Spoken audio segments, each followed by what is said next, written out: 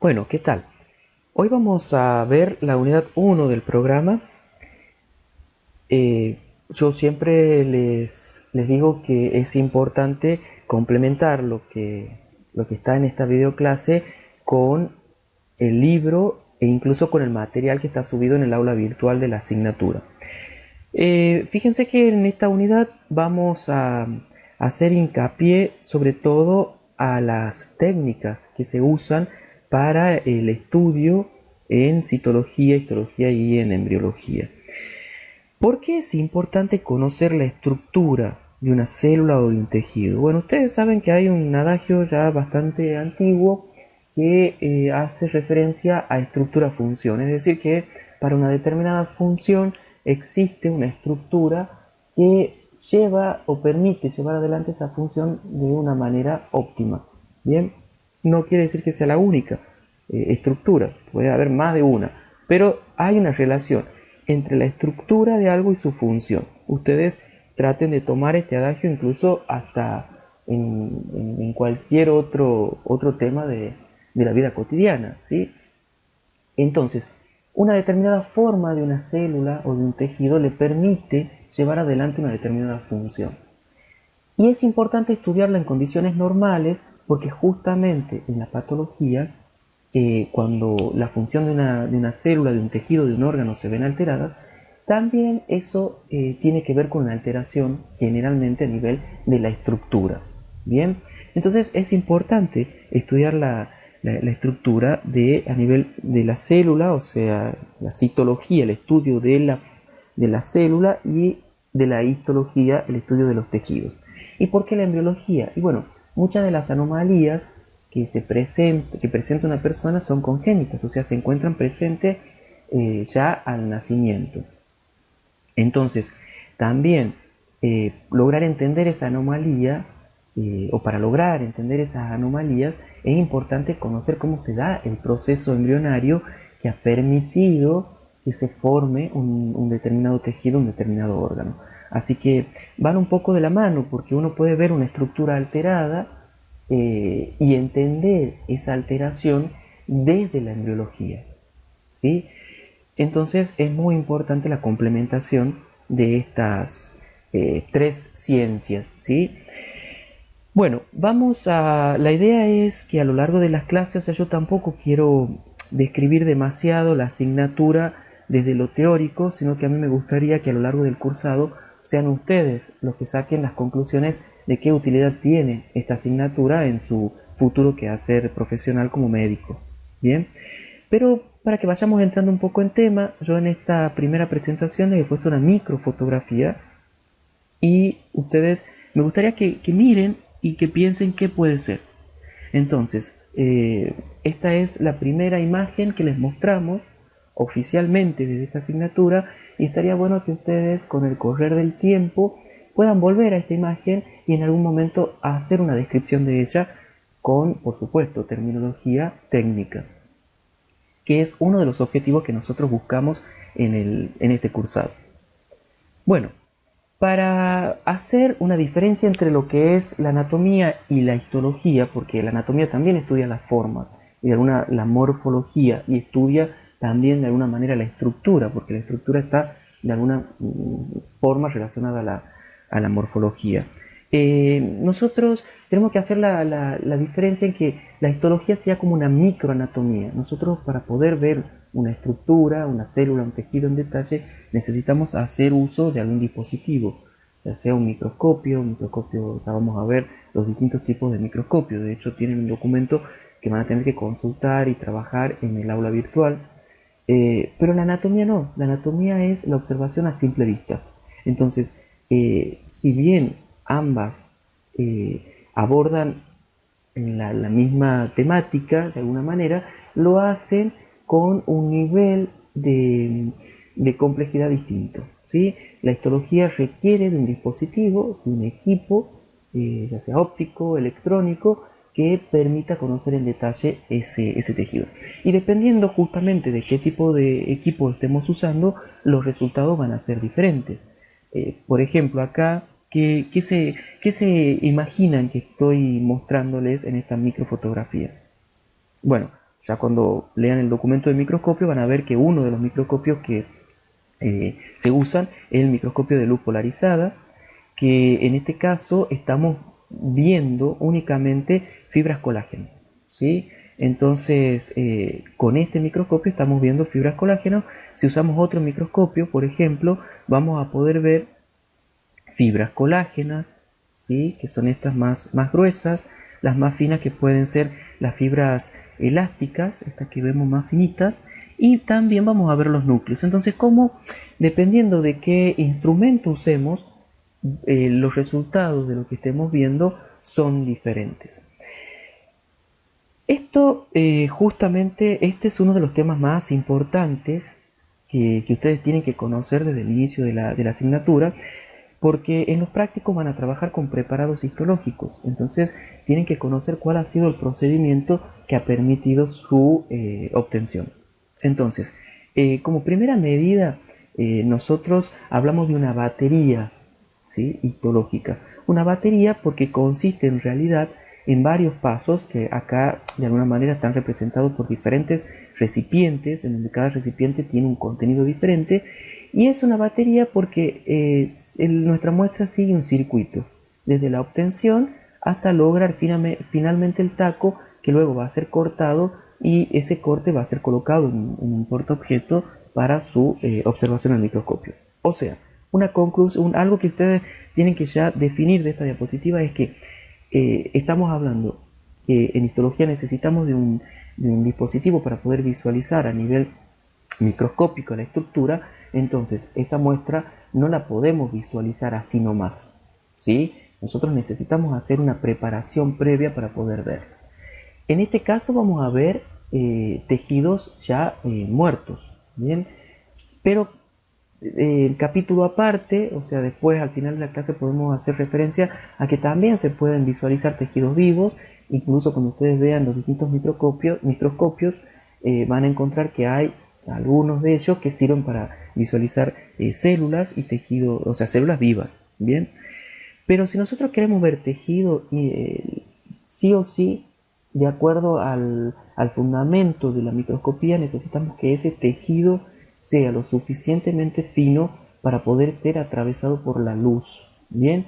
Entonces, para lograr eso, nosotros primero tenemos que obtener la muestra y tenemos que fijarla, ¿sí? Una de las primeras etapas que tenemos que hacer, como el proceso lleva tiempo, es fijarla. ¿Para qué?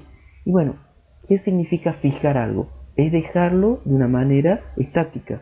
La idea es como sacar una foto de esa estructura para que se conserve de la mejor manera, o de la mejor manera me refiero a que sea lo más parecido a lo que estaba en el cuerpo, en el tejido vivo, ¿sí? Entonces, cuando se obtiene la muestra, que hay distintas técnicas de obtención, lo más común puede ser, por ejemplo, una biopsia. Ustedes han escuchado, ¿sí?, de personas que han sido, bueno, le han hecho una biopsia y le han mandado a estudiar. Quiere decir que se ha tomado una muestra del tejido, a lo mejor de alguna parte del cuerpo, o se ha extirpado algún tejido, algún órgano, alguna formación tumoral, y se ha tomado una pequeña muestra, una biopsia de eso, y eso se lo ha mandado a evaluar, entonces a estudiar. Entonces el primer paso es tomar esa muestra y fijarla. La fijación puede ser por métodos físicos y por métodos químicos. Los más comunes son los métodos químicos, pero la idea es justamente lograr, como les decía, mantener la estructura lo más parecido a lo que es en la forma que está en el cuerpo. Bueno, una vez que nosotros hemos fijado que es justamente sumergiéndola, una de las formas es sumergirla en un recipiente con el fijador, que hay distintos tipos de fijador. El más común es el formaldehído, el formol al 37%, el formol al 4%, el formaldehído, ¿sí? Van a ver que también, dependiendo de qué tipo de microscopía quieren hacer, si es óptica o electrónica, los fijadores también van a ir cambiando, ¿sí? Se usa mucho el glutaraldehído, por ejemplo, en la microscopía electrónica, pero una de las técnicas de fijación les decía que es por inmersión. Se sumerge la muestra en el líquido. Como ustedes ven acá, no hay una exageración en el volumen. Tiene que haber, se habla más o menos que el volumen del fijador tiene que ser 10 veces mayor al de la muestra. ¿Por qué? Porque se entiende que el fijador tiene que ingresar a la muestra, entonces la muestra tiene que estar completamente sumergida. Y además, como esa muestra trae agua, porque acuérdense que nosotros en nuestra composición tenemos mucha agua, ese agua que trae el tejido, la muestra, puede estar de alguna manera diluyendo el fijador y restándole o contrarrestando su efecto. Poniendo un volumen suficientemente grande, ese efecto de dilución no es tan importante. Entonces sí es importante tener en cuenta esto. Además, la muestra también tiene que ser muy pequeña, porque si la muestra es demasiado grande, hasta que el fijador llegue al centro de la muestra, puede ser demasiado tarde. ¿Por qué? Porque ustedes saben cuando un tejido deja de recibir irrigación sanguínea, ¿qué le pasa? Las células empiezan a experimentar un proceso de necrosis, o sea, empiezan a morirse y las células contienen en su interior enzimas. Entonces, la fijación lo que va a hacer es, de alguna manera, bloquear a esas enzimas hidrolíticas para que no alteren el tejido. La fijación también va a tener otro fin, que es, de alguna manera matar los microbios, las bacterias o incluso hongo que pueda tener la muestra, puede estar contaminada con estos microorganismos, y estos microorganismos podrían dañar la muestra. Entonces la fijación también sirve de alguna manera para preservar ese tejido de la acción de los microorganismos ajenos a la muestra. Entonces, les decía, la muestra tiene que ser muy pequeña, uno tiene que cortarla en pedacitos muy chiquitos para que el fijador llegue de la manera más rápida al interior de la muestra. La superficie no hay problema porque está en contacto directo con el fijador, pero ahora hay que pensar que ese fijador tiene que introducirse a la muestra. Entonces, también dependiendo del tejido, hay casos en que se usan sustancias o agentes que ayudan a permeabilizar la muestra. Por ejemplo, en los casos de embriones de anfibio, que es algo con lo que yo también he trabajado, se usan detergentes. Entonces, los detergentes, particularmente el detergente que se llama Twin, lo que hace es permeabilizar el embrión para que el fijador pueda ingresar de una manera rápida y fijar todas las estructuras en su interior. Bueno, la idea es obtener la muestra, fijarlas y pasarla por una serie de etapas de tal manera de poder cortarla. Si nosotros la fijamos, esta muestra está bien, está fijada, se han preservado sus estructuras, pero si queremos cortarla, para hacer un corte que tiene que ser en el orden de las micras, o sea, en la milésima, una micra o un micrómetro es la milésima parte de un milímetro. Entonces, imagínense que para hacer un corte tan finito, nosotros no podemos hacerla con un bisturí o no podemos hacerlo con un cuchillo. Bien, tenemos que hacerlo con un equipo especial que se conoce con el nombre de micrótomo, lo vamos a ver más adelante. Pero se imaginarán que para cortar eso de una manera tan finita, la muestra tiene que ser lo suficientemente dura. ¿Por qué? Imagínense el pan. Si ustedes no tienen un cuchillo para cortar pan y quieren cortarlo con un cuchillo cualquiera, ¿qué les pasa? El pan es blando y empieza a desarmarse. Entonces esta muestra también, si nosotros queremos cortarla de un espesor que puede estar en las 3 micras, generalmente se usan de 5 micras, 7 micras, ¿sí? Pero supónganse de 3 a 10 micras. Si queremos hacer un corte tan finito, la muestra tiene que estar bastante sólida, bastante con una dureza suficiente para que no se rompa. Entonces, para llegar a eso, tenemos que someter nuestra muestra fijada a un proceso de inclusión que se llama. Bien, ¿y en qué consiste esta inclusión? La inclusión, como el nombre lo dice, significa incluir algo que le dé dureza a esa muestra. Bueno, esta muestra decíamos que en un comienzo tenía agua y el agua que tenía en su interior ha sido reemplazada por el fijador. Pero el fijador tiene naturaleza acuosa, es hidrofílico. La mayoría de las sustancias que se usan en la inclusión son hidrofóbicas. O sea que si nosotros queremos poner directamente esa sustancia, como puede ser la parafina, o como puede ser, por ejemplo, una resina, no va a poder entrar porque la muestra, todo su interior, está ocupado por el fijador. Y como el fijador es hidrofílico y la sustancia de inclusión hidrofóbica se repelen. Entonces vamos a tener que retirar el fijador y reemplazarlo por algo que sea hidrofóbico y sí pueda ser reemplazado fácilmente por la sustancia de inclusión.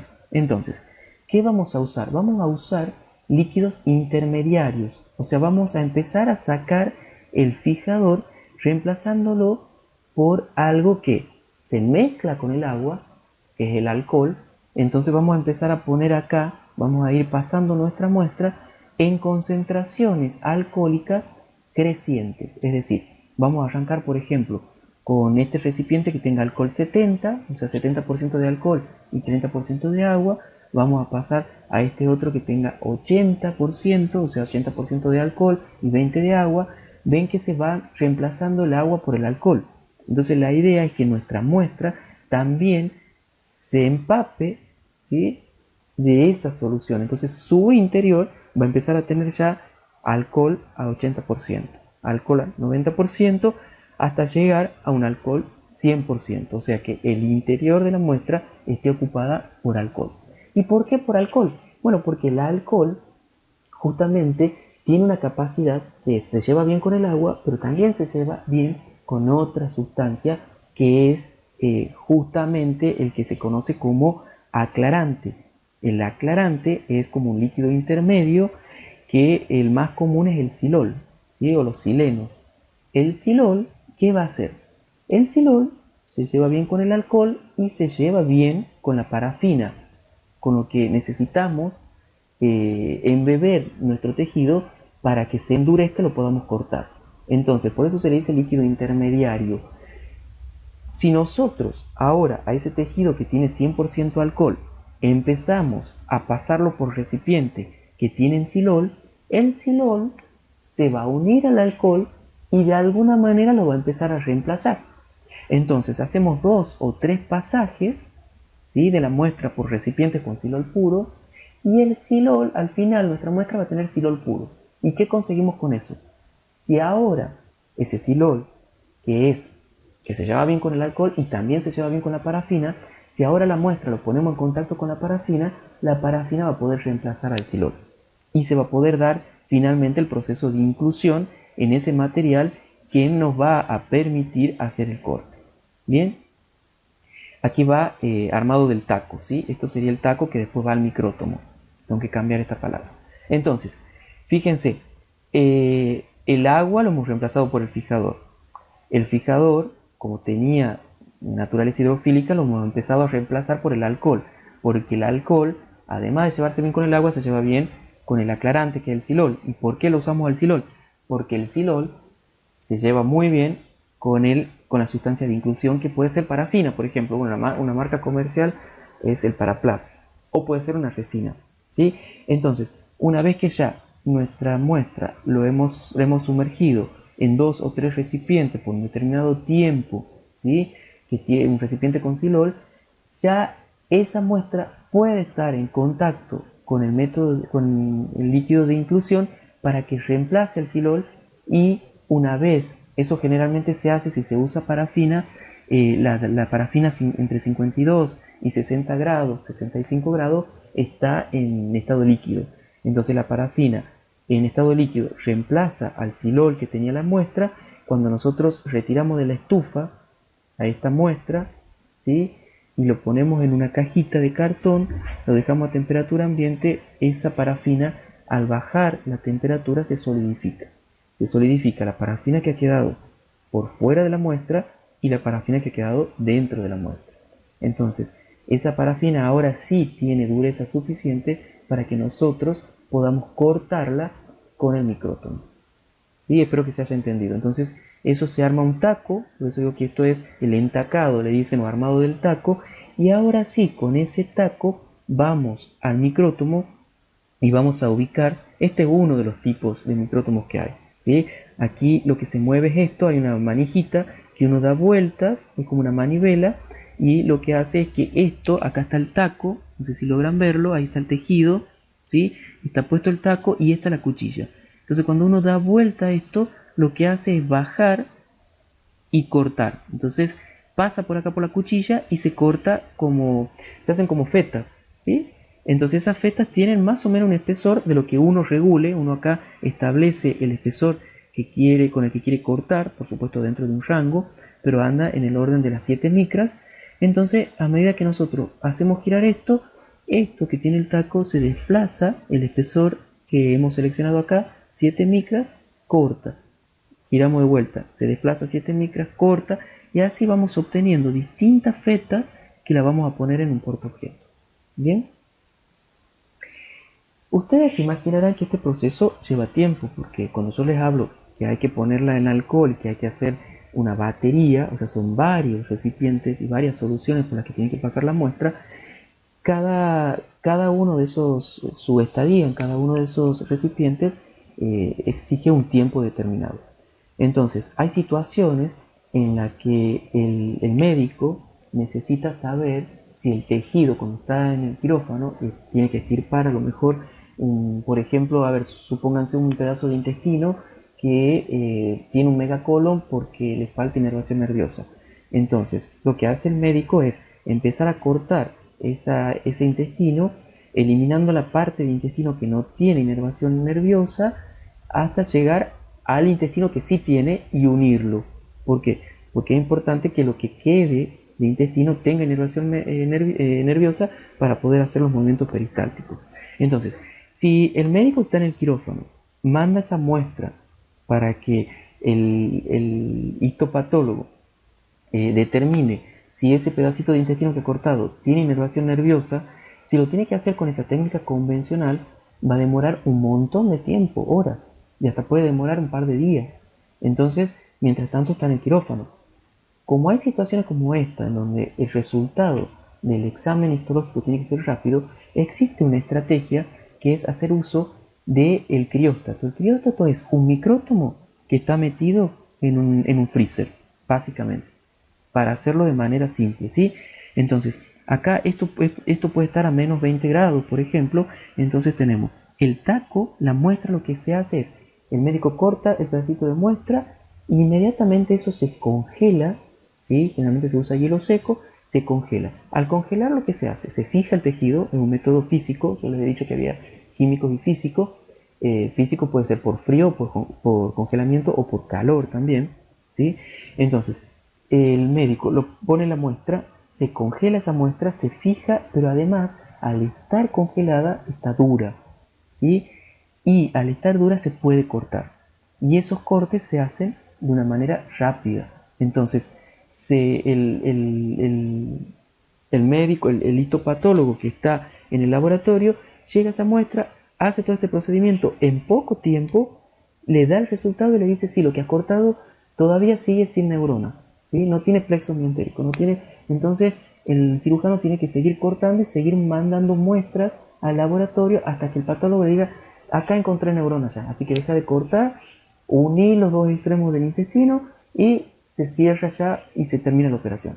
Bien, entonces es otra técnica y es importante porque incluso se usa, a lo mejor no por una cuestión solo de apuro y de tiempo, sino también porque ustedes se imaginarán que los solventes que se usan en la técnica que expliqué al comienzo disuelven los lípidos. Entonces, si nosotros estamos estudiando una enfermedad, por ejemplo, que tiene que ver con la acumulación de lisosomas, ¿sí? La acumulación de lípidos, no nos va a servir porque los lípidos van a arrastrar todos los lisosomas y nuestras muestras no van a tener los lisosomas intactos. Entonces, una forma de resolver esto es haciendo un corte por crióstato. Entonces se hace el corte por crióstato y se pueden después marcar, por ejemplo, los lípidos con un colorante especial. En este caso puede ser el rojo sudán, ¿sí? Entonces, se ven las células, se han preservado las células gracias a que se ha usado el frío. Bien, acá están viendo, por ejemplo, un capilar con unos eritrocitos. Estas son las células, los adipocitos, que son células muy grandes que están llenas de lípidos. Bien, entonces, bueno, acá también esto es, a ver cómo sería la descripción. Es una microfotografía en donde se han teñido un tejido adiposo con rojo sudán y se ha usado en el microscopio una luz verde de contraste, por eso se ve lo otro como verde, ¿sí? Y el aumento, vamos a ver, es de 440, o sea que nuestra muestra está aumentada 440 veces para poder ver con este detalle.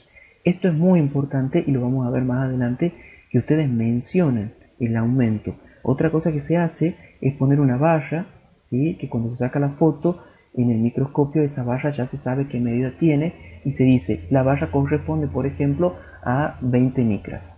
Entonces uno de esa manera tiene una relación de lo que está viendo, sabe qué tamaño tiene. Bien. Algo muy importante cuando hablamos del entacado, ¿se acuerdan? Aquí, cuando uno va a poner la muestra, no es que lo pone en la cubetita. Nosotros, bueno, ustedes van a ver en los laboratorios de histología, cuando se hagan los laboratorios, van a ver que tenemos unas cajitas plásticas compradas, pero esas también tranquilamente se hacen con cartón, ¿sí? Pero la idea es que cuando uno pone la muestra, lo hace mirando en una lupa para ubicar la muestra de tal manera que después sepamos cómo cortarla. ¿Por qué? Porque justamente de acuerdo a cómo se ubique esa muestra en el taco, y los cortes que hagamos, los resultados que podamos obtener. Si nosotros, por ejemplo, sin saber, la ponemos como sea la muestra, si yo les doy una muestra así como sea, y ustedes hacen un corte y cortan así, van a ver esto. A lo mejor otros compañeros de ustedes cortan aquí, ¿sí? Y ven esto. Cortan aquí en este plano y ven esto. Cortan aquí y ven esto. Cortan aquí y ven esto. Y si cortan aquí, que justamente va por esta línea, y esto, ven esto. Entonces yo les pregunto, ¿qué están viendo? Me pueden explicar, bueno, yo veo un tubo, acá yo veo dos tubos, acá veo una U, un órgano en forma de herradura, y les puedo preguntar a ustedes, ¿les parece que es el mismo órgano? Y probablemente me digan que no, porque las formas que están viendo cada uno son diferentes, pero sin embargo, la estructura, el órgano que están viendo es el mismo, solo que de acuerdo a cómo se han realizado los cortes, es la estructura que están viendo. Entonces es fundamental la ubicación. Bueno, la mayoría de los tejidos, una etapa clave también en la técnica histológica es que la mayoría de los tejidos y de las células no ofrecen un contraste al microscopio óptico. Entonces, para poder visualizar su estructura, nosotros tenemos que hacer uso de algunos artilugios, como es, por ejemplo, la coloración o las tinciones. Las tinciones se logran porque ustedes fíjense que los componentes celulares, ustedes han estudiado, han visto algo en el cursillo y lo van a ver en bioquímica, el tema del pH. Si nosotros tenemos un pH fisiológico, a ese pH fisiológico las moléculas que forman nuestras células presentan una determinada carga, o sea, algunas son neutras y otras tienen una carga neta positiva o una carga neta negativa. Entonces, haciendo uso de esas diferencias en las cargas de los componentes celulares, como por ejemplo el núcleo, que tiene carga negativa, ¿sí? O sea que sería como aniónico, y el citoplasma, que en su mayoría, sus componentes en su mayoría tienen carga positiva, esta diferencia de carga nos permite usar colorantes que justamente reaccionan y se unen electrostáticamente, ¿sí? A estos componentes. Entonces, se dice que el núcleo de la célula es basófilo. ¿Por qué tiene carga negativa? Porque acuérdense que está el ácido nucleico. Los ácidos tienen, en su forma iónica, tienen una carga neta negativa, gracias a los grupos fosfato del ácido nucleico, tanto el ADN como el ARN. Bien, entonces, el núcleo tiene una carga negativa y se dice que son basófilos. ¿Por qué? Eso yo quiero que ustedes no se confundan. Porque filo es de afinidad, ¿sí? Es como que se lleva bien con quién, con lo básico. Lo básico es lo que tiene carga positiva. Entonces, el componente celular, el núcleo particularmente, es basófilo. Entonces, para teñirlo se va a usar un colorante básico, que puede ser, ¿sí? Ya vamos a ver los ejemplos. En cambio, otros componentes celulares como el citoplasma en su mayoría suele ser acidófilo, tiene carga positiva. Entonces, ¿por qué? Porque tiene afinidad por lo ácido. El colorante que se va a usar para citoplasma es ácido, tiene carga negativa. ¿Ven que cargas opuestas se atraen? Entonces, basófilo hace referencia al componente, y si es básico, al colorante. Eso tiene que quedar claro. Colorantes básicos: azul de toluidina, alcian blue, azul de metileno, hematoxilina, es una de las más comunes. Y colorantes ácidos, o sea, estos son básicos, y ácidos: eosina, fucsina ácida, orange. ¿Sí? Vamos a ver que hay muchos más. Yo, simplemente para que ustedes ya vayan escuchando estos nombres, pero el más usado, en realidad lo que se usa mucho en laboratorio son combinaciones, ¿sí? Y el más común es la combinación entre hematoxilina y eosina. algo, una regla memotécnica que a mí me sirve, nosotros los componentes tenemos el núcleo y el citoplasma. La palabra núcleo es más cortita que la palabra citoplasma. El núcleo se tiñe con hematoxilina, entonces la palabra cortita de la célula se tiñe con el colorante más largo, que es hematoxilina. Y el citoplasma, que es la palabra más larga del componente celular, se une con el colorante más cortito. No sé, a mí por lo menos me sirve para no confundirme, espero que les sea útil también a ustedes. ¿Qué estamos viendo aquí? La hematoxilina en general tiñe de color azul violáceo y la eosina una tonalidad rojiza. ¿Sí? Entonces ustedes ya mismo me están diciendo acá, me acuerdo de lo que estamos viendo, bueno, lo pueden leer acá, pero estamos viendo justamente un corte de un intestino delgado, ¿sí? Small, pequeño, pero en realidad cuando está con intestino se habla de intestino delgado, donde está el lumen del intestino y hay determinadas células, ¿sí? Determinadas células. ¿Por qué sé que son células? Porque se ha usado hematoxilina y aquí está la marca de la hematoxilina, esos son los núcleos. Entonces si hay núcleos, tiene que haber citoplasma. Y estos son los citoplasmas. Y hay algunas células que tienen una forma particular, pero que no tienen una tinción. No han tomado la tinción. Como tampoco se ha teñido muy bien esta zona. ¿Ven? Entonces los núcleos están de color azul violáceo y la eosina un poquito rojiza, ¿sí? O rosácea. Bien, entonces si ustedes se fijan, con esta tinción podemos delimitar de alguna manera dónde están las células y dónde está el lumen. Pero con esta tinción, ¿sí? Que es justamente el método del ácido periódico y del reactivo de Schiff, que es la reacción de Paz, sirve para detectar macromoléculas que son ricas en hidratos de carbono. ¿Qué macromoléculas conocen que están en la superficie de las células que son ricas en hidratos de carbono? Justamente las glicoproteínas. Entonces, también sirve para detectar glucógeno. Y tiñe, por supuesto, de color rojo magenta. Entonces, ahora sí, esto que estamos viendo acá está muy teñido con esta otra coloración aquí. Se ha usado, por supuesto, otra vez la hematoxilina para hacer un contraste y poder ver los núcleos. ¿Ven que están los núcleos? Están bien los núcleos. Pero ahora todo lo que es hidrato de carbono está muy bien marcado. Miren el lumen aquí y miren el lumen aquí. Acá los límites no están, sí se ven, pero aquí están perfectamente delimitados. Y miren aquí también, algo que no se marcaba acá, está perfectamente marcado.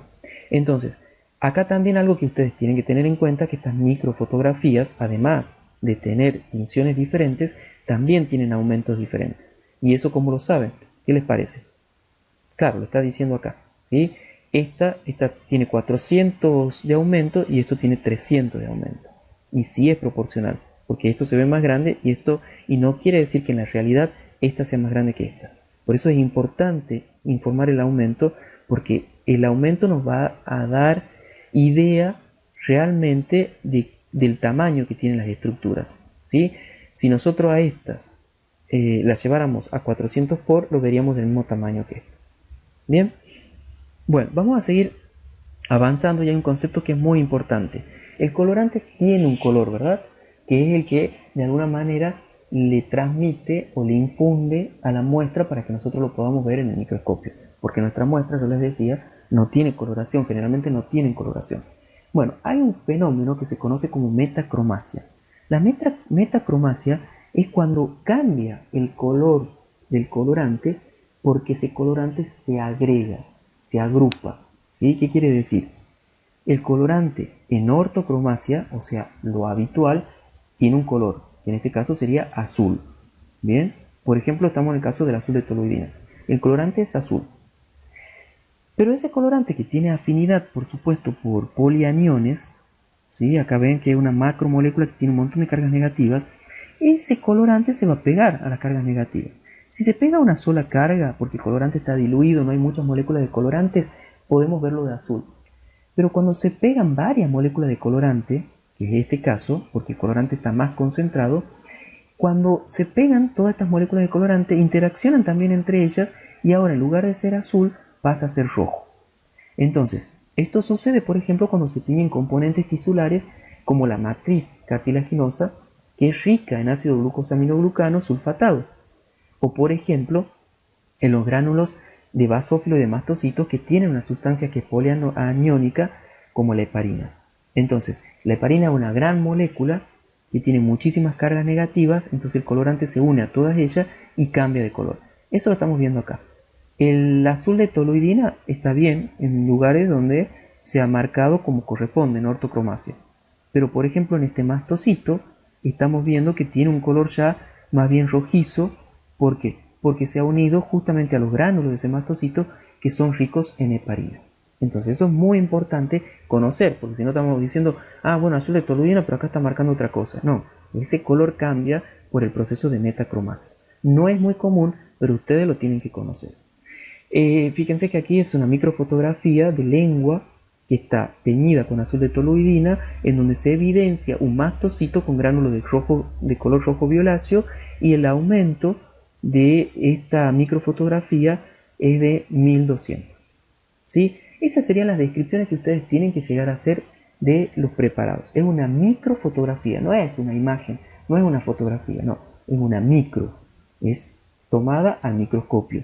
Microfotografía de tal tejido o de tal órgano o de tal célula teñida con tal cosa, ¿sí? En donde se visualiza tal elemento o tal estructura y el aumento total es este.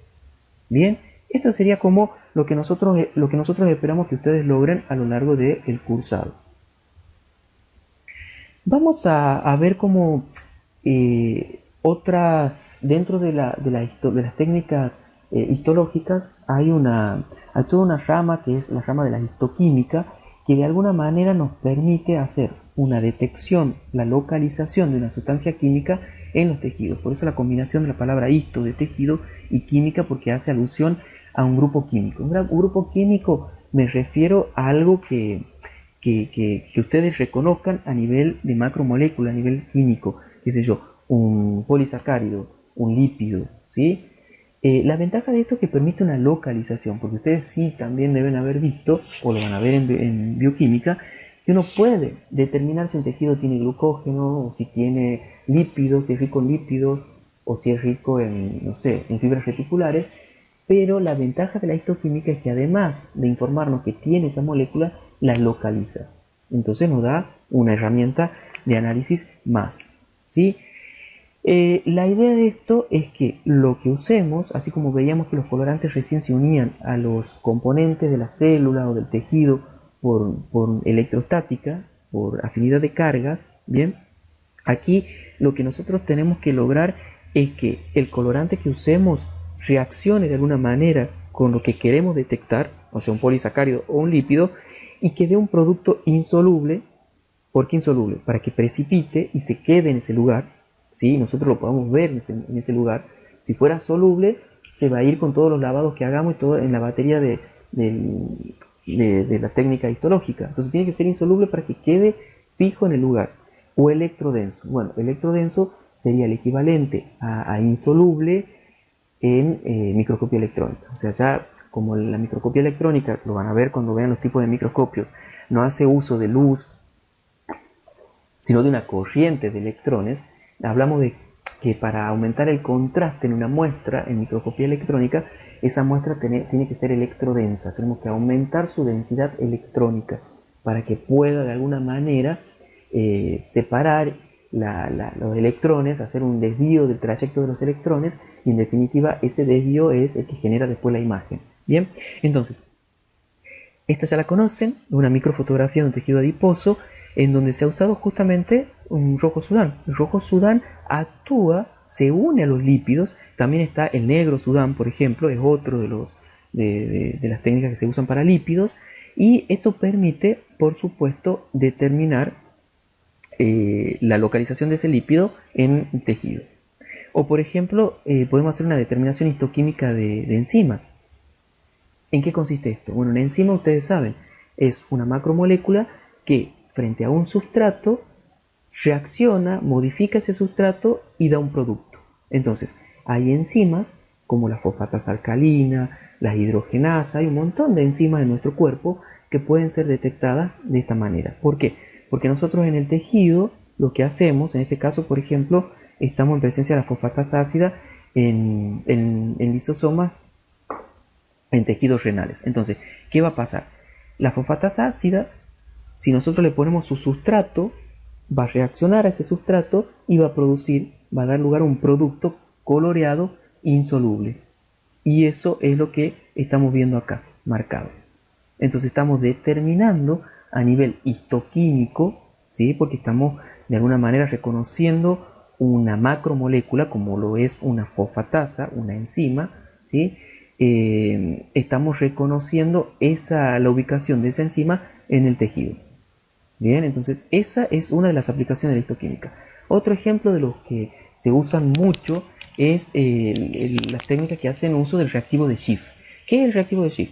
Es una leucofucsina que resulta justamente del tratamiento de la fucsina, que suele ser roja, con bisulfito.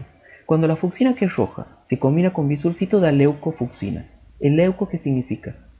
Blanco, ¿sí? Leucocitos son las células blancas de la célula. Entonces, nuestro reactivo de Schiff es la leucofucsina. Si nosotros el reactivo de Schiff, ¿sí?, hacemos una reacción que hemos visto hace rato del periódico, del ácido periódico, ¿sí?, reacciona con grupos aldehídos, podemos detectar macromoléculas ricas en hidratos de carbono. ¿Por qué? Porque los hidratos de carbono tienen grupos aldehídos. Entonces aquí tranquilamente estamos viendo nuevamente un intestino, una microfotografía de un intestino en donde estamos viendo las células que son ricas en secreciones en polisacáridos, y también aquí la membrana apical de estas células del intestino, de la mucosa del intestino, que son ricas en glicoproteínas o glucoproteínas, entonces reaccionan en la reacción de Paz, ¿sí? Ahora, ese reactivo de Schiff usado en el método de Feugen nos sirve para determinar ADN o ARN, para determinar, ADN, ¿sí?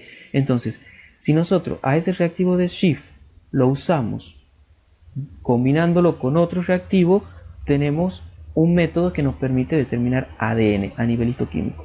Si el reactivo de Schiff lo usamos en la reacción de Paz, nos sirve para determinar hidratos de carbono.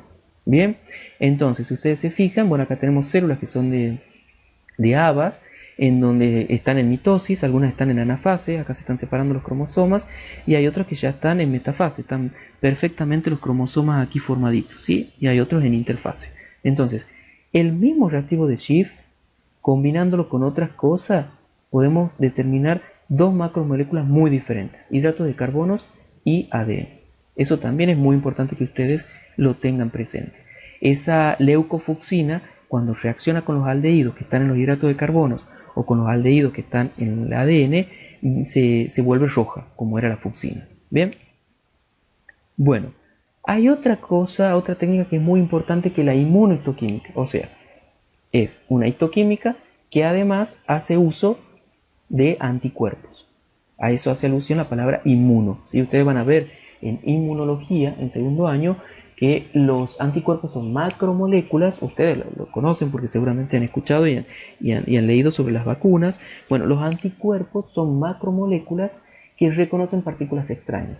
Los anticuerpos reconocen antígenos. Entonces, nosotros en la inmunohistoquímica vamos a detectar alguna macromolécula específica, por eso hablamos de química, en un tejido haciendo uso de anticuerpos. ¿Ven cómo se va complejizando la histología? Entonces, usando un anticuerpo, nosotros específico, porque los anticuerpos tienen la particularidad de ser específicos para un antígeno, algo que nosotros queremos localizar, y para, digamos, con lo que se ha fabricado ese anticuerpo. O sea, el anticuerpo se produce, lo produce el cuerpo, pero nosotros también de manera industrial lo podemos producir inyectando el antígeno a los ratones, en caballo, en conejo, en distintos animales, podemos producir nuestros anticuerpos. Entonces, ese anticuerpo es específico para lo que queremos nosotros localizar, y como el anticuerpo tampoco tiene color por sí solo, nosotros no lo podríamos ver en un corte, necesitamos que ese anticuerpo esté unido a alguna molécula que sí permita su visualización. Bien, ahora lo vamos a entender con el ejemplo. Entonces, el antígeno es lo que nosotros queremos localizar. Por ejemplo, ya lo que veíamos recién, puede ser una enzima, la fosfatasa ácida, ¿sí? Entonces necesitamos un anticuerpo que reconozca la fosfatasa ácida. Como ese anticuerpo no es visible, necesitamos de alguna manera hacerlo visible. ¿Y cuál es la estrategia que se usa en inmunohistoquímica indirecta? O sea, vamos a ver que es directa e indirecta, es un anticuerpo secundario, o sea, otro anticuerpo que sí reconozca a este, pero ahora ese anticuerpo secundario va a estar unido con algo que sea reportero, o sea, una molécula reportera, que informe la presencia de este anticuerpo. Esa molécula reportera puede ser fluorescente, puede ser otra enzima, o puede ser, por ejemplo, oro, que se usa mucho, el oro es muy electrodenso, entonces se usa mucho en la microscopía electrónica. ¿Qué va a pasar? En los lugares donde esté nuestro antígeno, o sea, en nuestro caso la fosfatasa ácida, el anticuerpo se va a unir. ¿Sí? Vamos a lavar, así se elimina todo, o sea, la técnica tiene varios pasos, pero lo simple sería esto, poner nuestro anticuerpo, nuestro tejido en presencia del anticuerpo, darle tiempo para que el anticuerpo empiece a patrullar por todo el tejido y donde encuentre su antígeno, ven que acá hay como una llave y una cerradura, por eso es específico, no es cualquier llave que entra en esta cerradura, cuando encuentra se une y la afinidad es tal que no se separa. Entonces lavamos para eliminar todo el anticuerpo que no se ha unido y después incubamos con el secundario. Entonces, ese anticuerpo, ahora si se fijan, acá está la cerradura, la llave, ¿sí? Entonces, este anticuerpo se va a unir solo a este. Cuando se una, esto lo vamos a poder ver en un microscopio de fluorescencia porque va a fluorecer, ¿sí? Si no tenemos un microscopio de fluorescencia, hacemos una inmunistoquímica, o sea, usamos, qué sé yo, en vez de una marca fluorescente, una peroxidasa.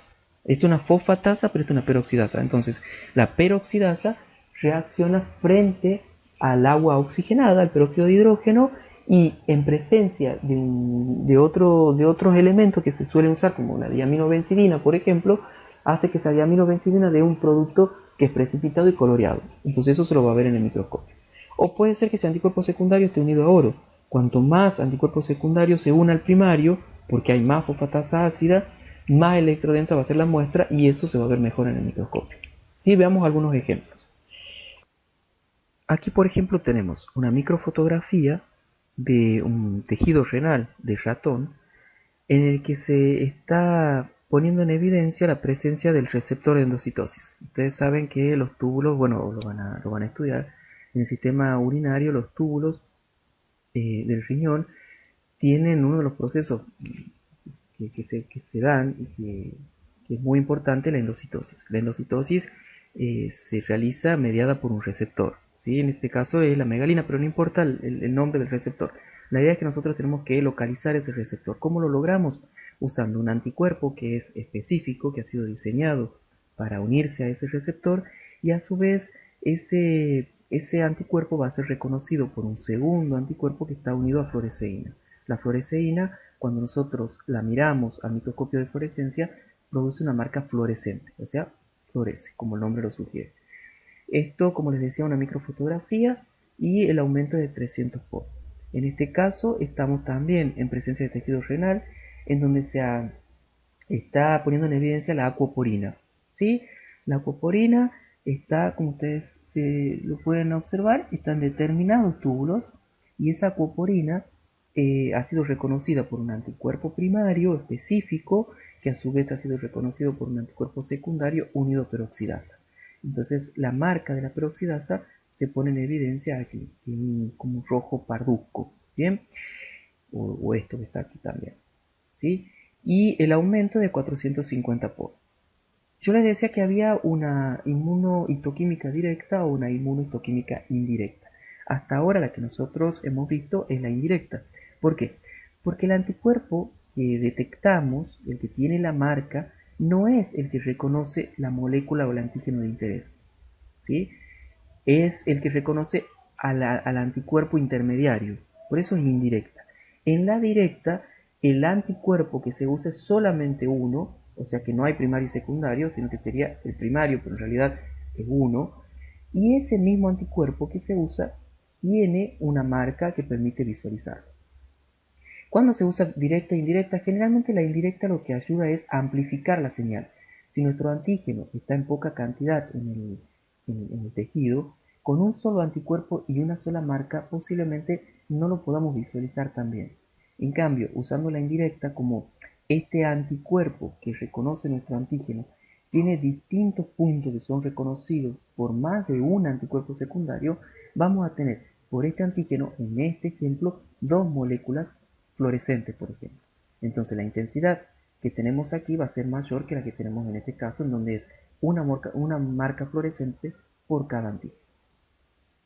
Bueno, de microscopía vamos a... Este es el microscopio que ustedes van a poder usar en el laboratorio. La verdad que son unos microscopios muy buenos, muy lindos. Como les decía, tienen un documento en el aula virtual para trabajar sobre microscopía. Pero básicamente, para introducir a la diapositiva que sigue, tenemos que mencionar las principales partes de ese microscopio. Tenemos partes que son fijas y partes que son móviles, ¿sí? Ocular y objetivo. Ambas son lentes con características diferentes, pero esta se llama ocular porque está cerca de los ojos, es donde nosotros nos acercamos para mirar. Y objetivo porque está cerca del objeto. El objeto se ubica acá en la platina, en un portaobjeto. Bien, entonces ese objetivo, que es donde yo quiero hacer hincapié porque tiene que ver con las diapositivas que sigue, tiene características determinadas. El objetivo tiene un aumento, ¿sí? Y en este revólver hay distintos objetivos porque cada objetivo tiene un aumento diferente. En este caso que estamos viendo es el objetivo 100 por.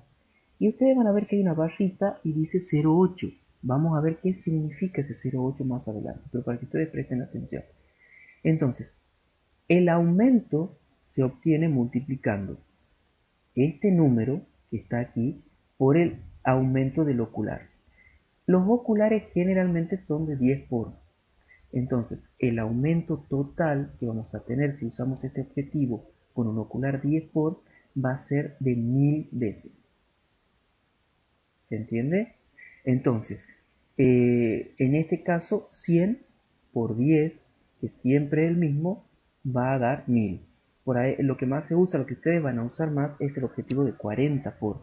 Entonces, el aumento total que van a lograr es de 400 por. 40 del objetivo por los 10 del ocular.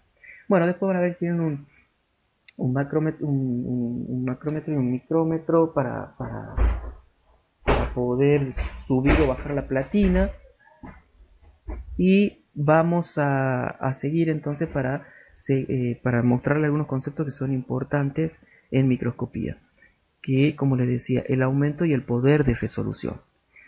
El aumento es la relación entre el tamaño de la imagen y el tamaño del objeto de manera lineal, ¿sí? Y como les decía, puede ser 400 por, 450 por, eso no hay duda, ¿sí? Y ustedes seguramente están familiarizados con el tema de las cámaras, ¿sí? De los celulares, en donde uno puede hacer un aumento digital, un zoom digital, pero llega un momento que se pixela. ¿Por qué? Porque esa estructura que estamos viendo pixelada ha perdido resolución, ¿sí? Es algo que ustedes también usan con frecuencia. Esa resolución tiene que ver con el poder de resolución del equipo. Cuanto mayor sea el poder de resolución del microscopio, es mejor la definición que obtenemos de las imágenes. ¿Qué significa el poder de resolución? El poder de resolución es la capacidad de resolver algo, ¿sí? Si nosotros miramos esto, ustedes no me van a creer que yo les digo que lo que estamos viendo es el mismo objeto, porque ustedes me van a decir, no, acá estamos viendo dos puntos o dos círculos, no puntos, dos círculos, pero acá estamos viendo como una mancha. Sí, efectivamente, pero eso no tiene que ver con la naturaleza de lo que estamos viendo, sino con el equipo que estamos usando. ¿Sí? Si nosotros usamos un microscopio, vemos esto. Pero si miramos con nuestros ojos, vemos esto. ¿Por qué? Porque lógicamente el poder de resolución de nuestro ojo es menor que el poder de resolución del microscopio. Ese poder de resolución, acá tienen un ejemplo, acá tienen unos datos, ¿sí? En términos generales, porque por supuesto va a depender del tipo de microscopio. Bueno, hay distintas características, pero si ustedes se fijan, el ojo humano, el poder de resolución es de 0,2 milímetros. ¿Sí? Ustedes toman una regla y tomen dos rayitas de las más chiquitas para que nosotros podamos ver digamos, a estos dos círculos como dos círculos, tienen que estar separados por lo menos por 0,2 milímetros. Si estos dos círculos están a una distancia menor, lo vemos así. Bien, Entonces, en el microscopio óptico ya esa distancia es mucho más chiquita, es 0,2 micra, o sea 0,0002 milímetros, 1000 veces mayor el poder de resolución que los humanos. Entonces, nosotros ahora sí, si estos dos círculos están a esta distancia, por supuesto que lo vamos a ver así, ni siquiera lo vamos a ver, ¿sí? Pero con el microscopio óptico sí vamos a ver como dos estructuras separadas. Bien, y el microscopio electrónico incluso tiene un poder de resolución mayor, es de 3 nanómetros. ¿Sí? El nanómetro es la milésima parte del micrómetro y el micrómetro es la milésima parte del milímetro. Ustedes tienen que ir familiarizándose con estas unidades porque eso también les da la idea del aumento y la importancia de usar un microscopio para ver algo. Les decía que el poder de resolución está asociado con esta distancia. Entonces, es inversamente proporcional. A menor distancia, mayor poder de resolución. De hecho, está acá.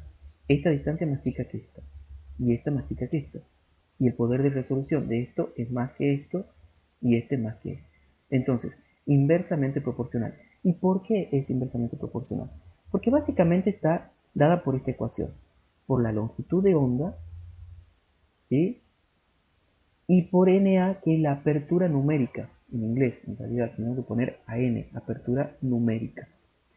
¿Qué es la apertura numérica? Y la apertura numérica es algo propio del objetivo. ¿Se acuerdan que yo recién les decía que estaba el aumento, había una barrita y decía 0,8? Bueno, la apertura numérica de ese objetivo es 0,8. ¿Y cómo se calcula?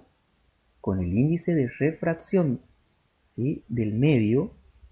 ¿Qué medio? El medio que está interpuesto entre la lente del objetivo y la muestra, que muchas veces generalmente es aire, ¿sí? Y el seno de mu. ¿Y mu qué es? Mu es el ángulo que se forma cuando la luz llega a la muestra, ¿sí? Y esa muestra refracta, se produce una refracción, un desvío del rayo de luz y se empieza a abrir. Cuanto mayor sea esa apertura numérica, quiere decir que la lente, ¿sí?, que va a tomar la luz y que va a formar la imagen, está tomando mayor cantidad de luz, ¿sí? Entonces, si nosotros tenemos esta muestra que refracta rayos para acá, para acá, para acá, cuanto mayor cantidad de rayos nosotros captemos con nuestra lente, vamos a tener más información para armar la estructura que estamos viendo. Cuanto más chiquito sea, menos información, menos resolución. Entonces, la apertura numérica es una característica de esa lente y cuanto mayor sea la apertura numérica, o sea, mayor cantidad de rayos tome que provienen de la refracción de la muestra, va a ser menor la distancia. Y cuanto menor sea la distancia, mayor el poder de resolución. Espero que se entienda. Siempre es una división. La longitud de onda supongamos que mantenemos constante, ¿sí?, a una misma longitud de onda y usando el mismo medio, lo que va a determinar, en definitiva, va a ser justamente este ángulo mu.